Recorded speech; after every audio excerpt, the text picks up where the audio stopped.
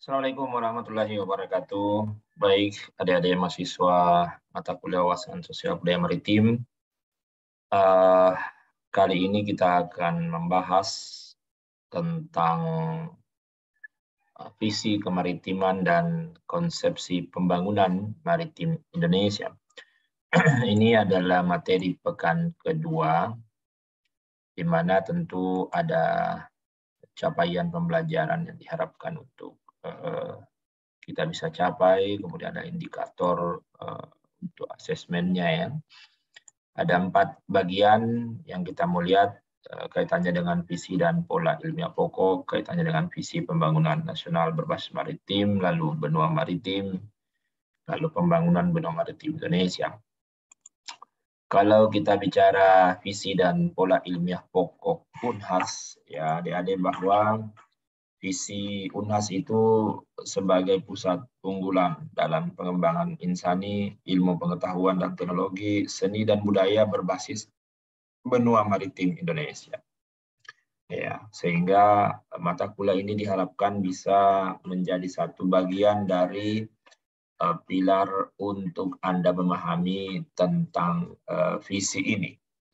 Kemudian selanjutnya adalah bahwa kalau kita bicara tentang visi dan kebijakan kelautan Indonesia, bahwa misi pembangunan nasional kita itu yang terkait dengan pembangunan kelautan dan perikanan adalah bagaimana mewujudkan Indonesia menjadi negara maritim yang mandiri, maju, kuat, dan berbasis kepentingan nasional. Nah, tentu di dalam kelembagaan negara kita kan ada kementerian negara, ya, ada Kementerian Kelautan dan Perikanan yang tentu menjadi salah satu organisasi yang membantu Presiden untuk mewujudkan misi pembangunan ini. Nah, sehingga itu selaras dengan visi dan misi KKP, ya, di mana visi dari Kementerian Kelautan dan Perikanan itu adalah untuk mewujudkan sektor kelautan dan perikanan Indonesia yang mandiri, maju, kuat, dan berbasis kepentingan nasional. Kalau kita bicara mandiri itu maksudnya bahwa ke depan Indonesia itu dapat mengandalkan kemampuan dan kekuatan sendiri dalam mengelola sumber daya kelautan dan perikanannya sehingga sejajar dan sederajat dengan bangsa lain. Kalau kita bicara maju itu artinya bahwa ada kekuatan SDM kompeten dan iptek yang inovatif bernilai tambah untuk mencapai kesejahteraan masyarakat yang tinggi dan merata. Kuat dalam artian bahwa memiliki kemampuan dalam meningkatkan pertumbuhan ekonomi dan pengolahan potensi sumber daya kelautan dan perikanan dan menumbuhkan wawasan budaya bahari, budaya maritim. Kemudian berbasis kepentingan nasional bahwa pengoptimalan pemanfaatan sumber daya kelautan dan perikanan itu secara berkelanjutan untuk kesejahteraan masyarakat, berbasis kepentingan nasional. Kemudian misinya ada 3, ada misi kedaulatan, ada misi keberlanjutan, dan ada misi kesejahteraan. Nanti kemudian kita bahas lebih jauh itu di kuliah kita, ya.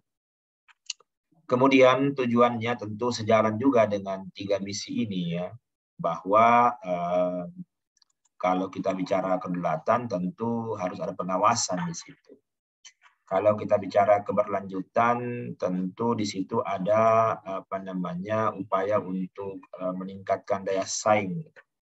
Kemudian kalau kita bicara kesejahteraan, tentu di situ ada terkait kapasitas SDM kita, ada pemberdayaan, ada inovasi iptek, dan seterusnya.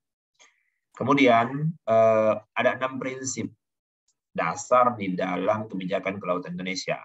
Nah, itu terkait dengan wawasan Nusantara, terkait dengan pembangunan berkelanjutan, terkait dengan ekonomi biru, terkait dengan pengolahan terintegrasi dan transparan, lalu kemudian partisipasi, lalu kemudian kesejahteraan dan pemerataan. Nanti kita bahas lebih lanjut mengenai ini. Nah,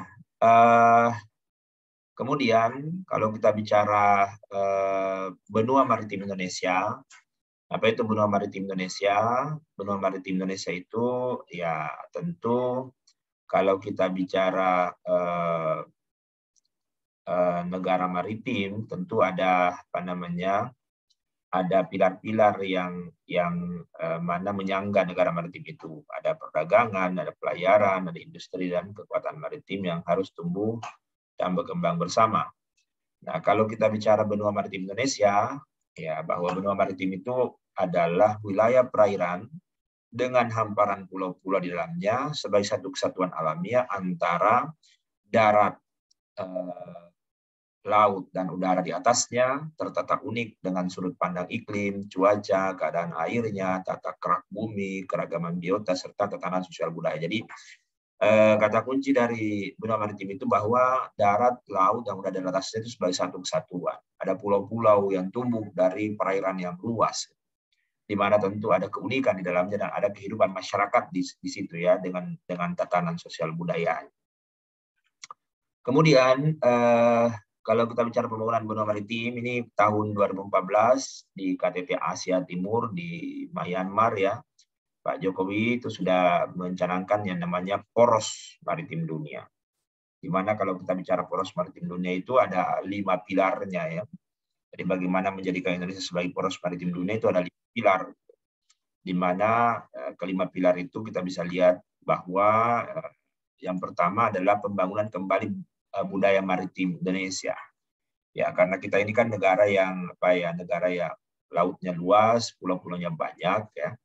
Sehingga tentu masa depan negeri ini tentu sangat ditentukan bagaimana negara ini mampu untuk mengelola sumber daya alam kelautan perikanannya. Kemudian yang kedua, ada komitmen untuk menjaga dan mengelola sumber daya laut kita. Di mana tentu di situ ada kedaulatan pangan, ya ada pengembangan industri perikanan, ya, di mana tentu nelayan itu menjadi poinnya. Nelayan itu sebagai epicentrum, ya, untuk apa? Menempatkan nelayan untuk sebesar-besarnya kemakmuran rakyat. Kemudian selanjutnya adalah di pilar ketiga itu bagaimana konektivitas. Jadi ada pembangunan infrastruktur dan konektivitas maritim. Di situ ada tol laut ya. Tol laut artinya bagaimana dapat terjadi koneksi antara pulau-pulau dari utara timur, dari utara selatan, selatan utara, barat timur, timur barat gitu. Tentu ya itu untuk terkait dengan aksesibilitas. Gitu. Tol laut itu kan ada 5 ini pelabuhan besarnya, lalu kemudian ada pelabuhan-pelabuhan jadi penghubung di antara daerah-daerah di Sabang sampai Merauke. Kemudian pilar keempatnya itu adalah diplomasi maritim. Nah, ini kan bicara maritim itu kita tidak bicara satu negara saja, tapi kita bicara tentang beberapa negara yang terkait baik itu dalam satu kawasan maupun dalam konteks global. Jadi ya perlu ada diplomasi maritim mengajak semua mitra untuk bekerja sama di bidang kelautan. Jadi bagaimana menghilangkan sumber-sumber konflik, ya, seperti adanya illegal fishing, ya, pencurian ikan, ada pelanggaran kedaulatan, ya, ada sengketa wilayah, ada perompakan, pencemaran laut, dan seterusnya itu perlu pembicaraan. Kemudian pilar kelimanya, kita bicara pilar kelima ini kita bicara tentang bagaimana kekuatan pertahanan maritim itu. Ya, jadi keselamatan pelayaran, keamanan maritim itu menjadi tanggung jawab bersama. Jadi bagaimana menjaga kedaulatan dan kekayaan maritim kita. Oke, jadi di bagian pertama ini ya seperti itu kira-kira penjelasannya bahwa visi pola lima pokok UNAS itu kaitannya dengan bagaimana pengembangan dari atau berbasis benua maritim Indonesia. Kalau bicara benua maritim Indonesia, kita bicara tentang sebuah yang holistik, sebuah kesatuan. Bukan hanya laut saja, tapi laut, darat, dan udara di atasnya, serta masyarakat yang ada di dalamnya itu menjadi satu kesatuan, sehingga pendekatannya betul-betul harus komprehensif. Kemudian ada 5 pilar yang kemudian menjadi strategi dari dicanangkannya Indonesia sebagai poros maritim dunia. Ya. Baik, adik-adik sekalian, saya pikir itu penjelasan singkat. Ya, nanti kita akan explore lebih jauh di perkuliahan kita. Disimak dengan baik, ya. Cari tahu lebih jauh mengenai materi ini. Terima kasih. Assalamualaikum warahmatullahi wabarakatuh.